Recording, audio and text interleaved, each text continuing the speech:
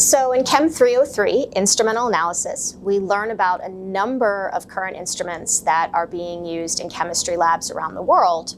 And what a lot of people don't realize is that the signal that we get on our computer is ultimately electrical. We're monitoring some chemical event, ultimately getting a current, flow of electrons from that, and then we use that to generate the signal that we see on our computer screens. So the students get a little bit of experience with basic electronics as well as soldering, good hands-on skill, by making robots during one of our lab activities.